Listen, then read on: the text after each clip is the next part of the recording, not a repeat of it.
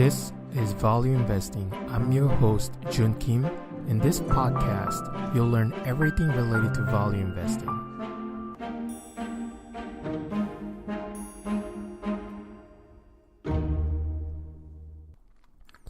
Hello, fellow investors. Welcome to episode 26 of Value Investing. Before I start this show, I just want to apologize for not uploading one episode last week.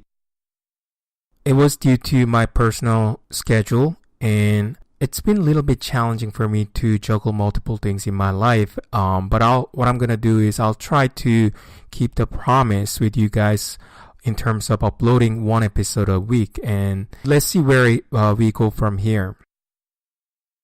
One other thing that I also mentioned is that we've been talking about Joel Greenblatt, legendary value investor, over the last 4 or 5 episodes. And before I did that, I talked about Warren Buffett.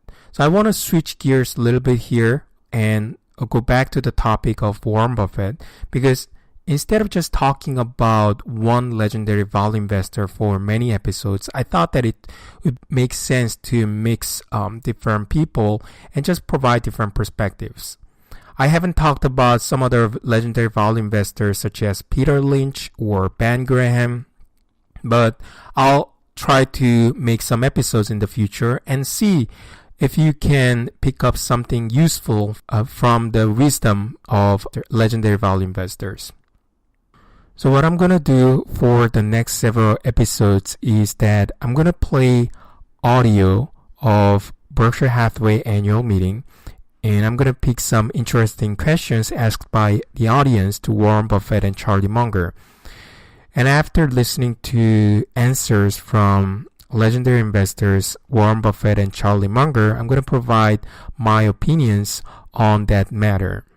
Before we get started, let me just give you a quick disclaimer that this podcast is for entertainment purpose only, and it is your responsibility to consult with your investment professional for any investment decisions. So without further ado, why don't we get started? On today's show, I'm going to go over some questions asked in 1994 Berkshire Hathaway annual meeting. So why don't we get to the first question? The first question is about the use of derivatives and what views do Warren Buffett and Charlie Munger have on these financial products? The question is about derivatives. We have in this room the author of the best thing you can read on that. There was an article in Fortune about a month ago or so by Carol Loomis on derivatives, and far and away is the best article that's been written. We also have some people in the room that do business in derivatives from Solomon, and it's a very broad subject. As we said last year, I think someone asked what might be the big financial story of the 90s, and we said we obviously don't know, but that if we had to pick a topic, that it could well be derivatives, because they lend themselves to the use of unusual amounts of leverage, and they're sometimes not completely understood by the people involved. And anytime you combine ignorance and borrowed money, you can get some pretty interesting consequences, and particularly when the numbers get big. And you've seen that, of course, recently with the recent Procter & Gamble announcement. Now, I don't know the details of the P&G derivatives, but I understand, at least from press, that what started out as interest rate swaps ended up with P&G writing puts on large quantities of U.S. and I think one other country's bonds. And anytime you go from selling soap to writing puts on bonds, you've made a big jump. And the ability to borrow enormous amounts of money, combined with the chance to get either very rich or very poor very quickly, has historically been a recipe for trouble at some point. And derivatives are not going to go away. They serve useful purposes and all of that, but I'm just saying that it has that potential. And We've seen a little bit of that. I can't think of anything that we've done that would. Can you think of anything we do that approaches derivatives, Charlie? Directly? No. No. I may have to cut him off if he talks too long.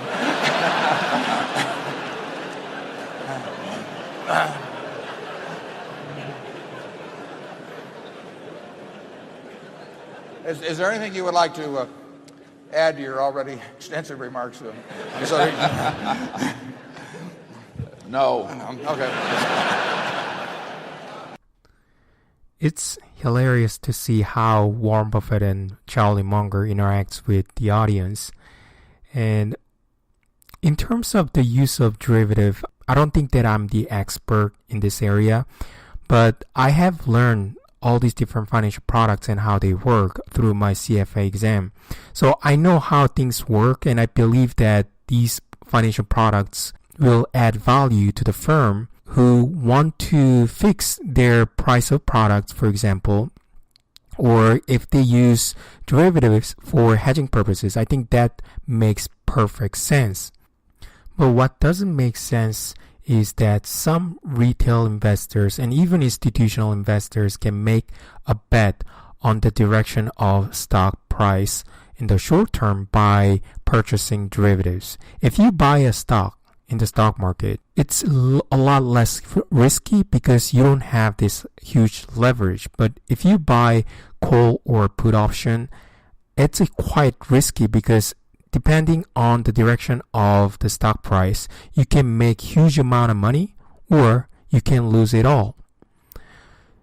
So in that sense, it's very similar to speculation and very similar to gambling. So I highly recommend you do not go into this area if you are a long-term value investor.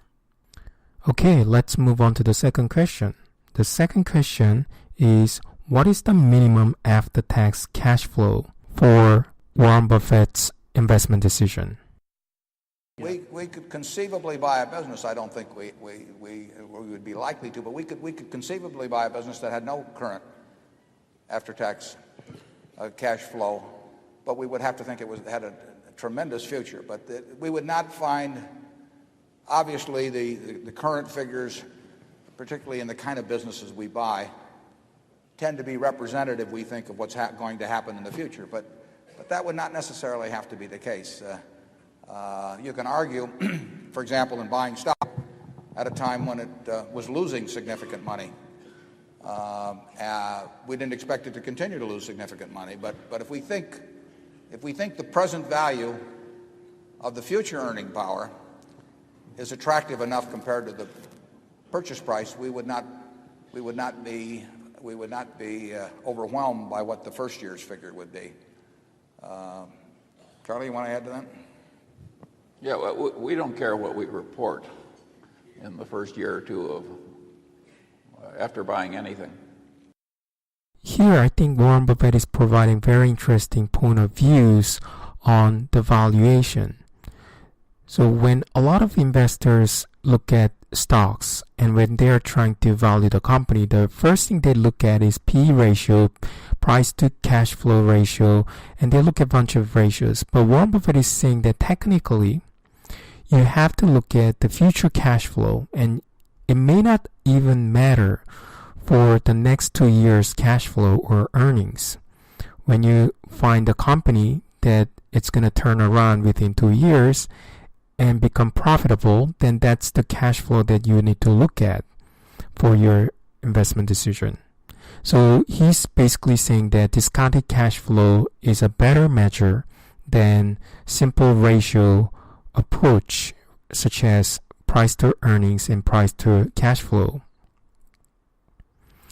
And I also think that this ratio approach is going to add a lot of value because you can take a look at such ratios and use them as a rule of thumb.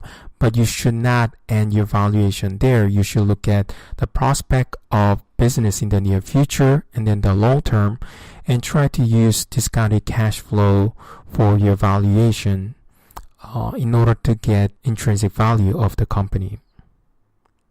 The third question is related to the second question. So let's just dive right into it. The third question is, if you use discounted cash flow for the valuation, then what discount rate do you use? Well, I would say that in a world of 7% long-term bond rates, that we would certainly want to think we were discounting future after-tax streams of cash at least a 10% rate. But that will depend on the certainty we feel about the business. The more certain that we feel about a business, the closer we're willing to play it. We have to feel pretty certain about any business before we're even interested at all. But there's still degrees of certainty. And if we thought we were getting a stream of cash over the next 30 years that we felt extremely certain about, we would use a discount rate that would be somewhat less than if it was one where we thought we might get some surprises in 5 or 10 years. The possibility existed. Okay. So if you're not familiar with discounted cash flow analysis, I recommend you go back to episode 16, where I discuss how you can use discounted cash flow to calculate an intrinsic value of a company. So with that said, I think Warren Buffett provided interesting view because he said that he's going to use a long-term interest rate. In the different interview, he said that he's using 30-year treasury bond rate. And from there, he just adds some premium. And what's interesting is that he said that if he's certain about future cash flows, then he's going to use lower discount rate. So instead of using 10%, he could use 9% or 8%, close to long-term 30-year treasury bond rate. So in episode 16, I discussed how you can make adjustments for the risk that you're taking. If you think that the business is risky, you can lower cash flow in order to incorporate that uncertainty, or you can increase your discount rate. You can add premium. So either way, it's gonna lead to lower intrinsic value at the end of the day, because you take future cash flow and discount it back to the present value using discount rate. What Warren Buffett is saying that is he's using discount rate in order to make the adjustments for the risk that he's taking. So if he's not certain, then he's using higher discount rate, and if he's certain, then he is willing to use discount rate close to 30-year treasury bond. One more thing that I want to point out here is that Warren Buffett never mentioned the word WACC. So what is WACC? WACC represents weighted average cost of capital, and this is the formula that a lot of academic people are using, and also a lot of quantitative investors are using in order to calculate discount rate for the firm they're investigating. So WACC looks at the cost of debt and cost of equity, and when it comes to cost of equity, it looks at the volatility of that equity relative to the market, which is called beta, and calculate WACC. But Warren Buffett and Charlie Munger have been vocal about not using this volatility beta measure when it comes to calculating risk. So WACC is calculating risk based on volatility, whereas Warren Buffett looks at future cash flow streams and see if it's certain or not based on his judgment, his business judgment. So it's quite different from what other institutional investors and academic people are using for a company's valuation. Okay, so let's move on to the next question. The next question is also about intrinsic value of a company, but more specifically related to insurance intrinsic value calculation. So the question was, in 1994 annual shareholder letter, Warren Buffett stated that the book value of Berkshire Hathaway's insurance businesses is quite lower compared to intrinsic value of Berkshire Hathaway insurance businesses. So the question was, what led Warren Buffett to think that the book value is quite lower compared to their intrinsic value? It's very hard to quantify, as we've said many times in the report, but I think that it's clear that even taking fairly pessimistic assumptions, that the excess of intrinsic value over carrying value is higher by some margin for the insurance business. And I think that the table in the report that shows you what our cost of float has been over the years and also what the trend of float has been over the years would, unless you thought that table had no validity for the future, I think that that table would tend to point you in the direction of saying the insurance business does have a very significant excess of intrinsic value over carrying value. Very hard number to put something on, but and you don't want to extrapolate that table out, but I think that table shows that we started with maybe 20 million of float and that we're up to something close to 3 billion of float, and that float has come to us at a cost that's extremely attractive on average over the years.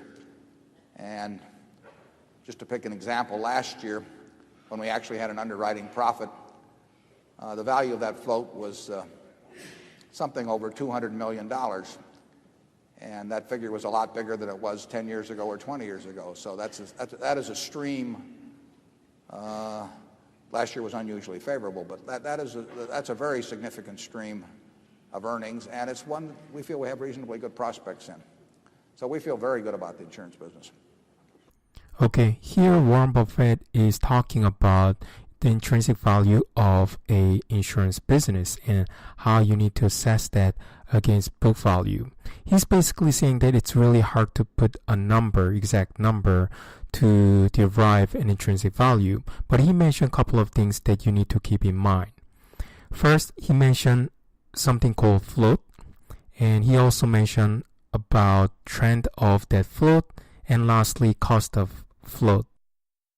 If you are not familiar with insurance business model, I highly recommend you go back to episode 7 where I talk about how you can assess the attractiveness of an insurance company.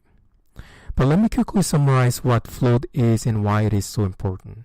Float is the money that insurance company holds but does not own.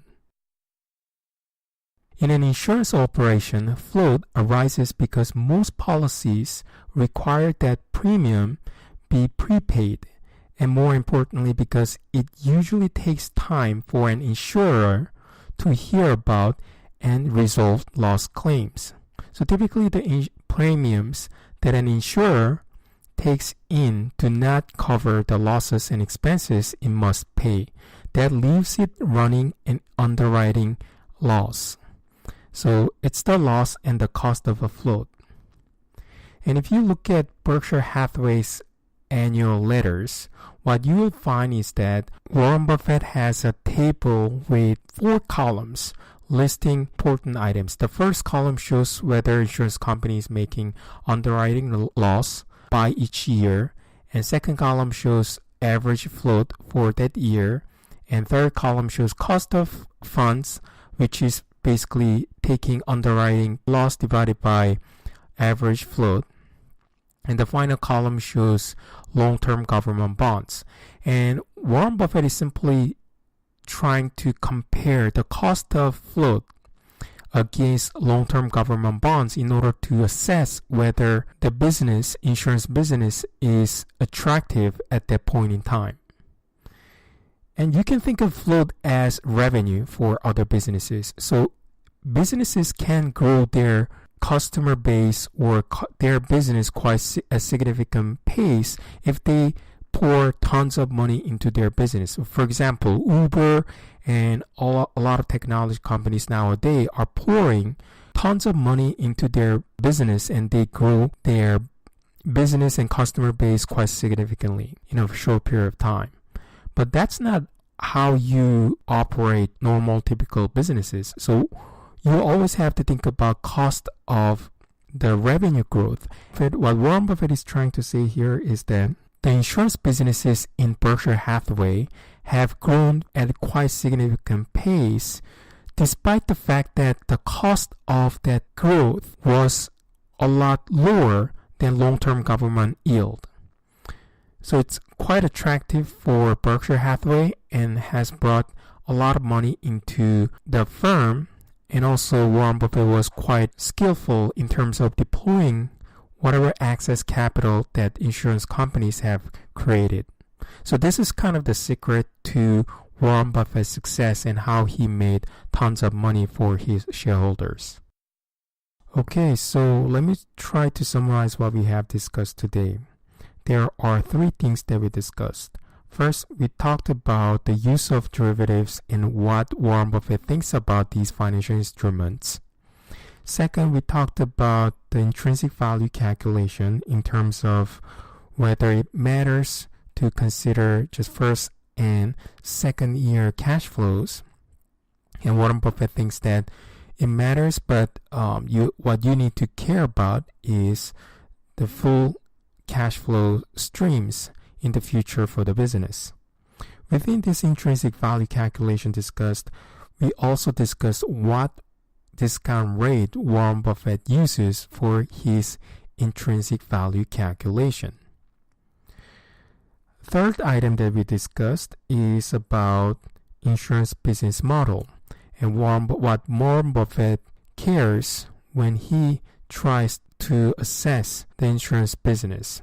And we talked about float, trend of the float, and the cost of float, and why those components matter for insurance business intrinsic value calculation. I hope you enjoyed today's show. As I mentioned, for the next several episodes, I'm gonna have this format of playing audio from Warren Buffett and Charlie Munger and talk about various topics that they discuss in their Berkshire Hathaway annual meetings.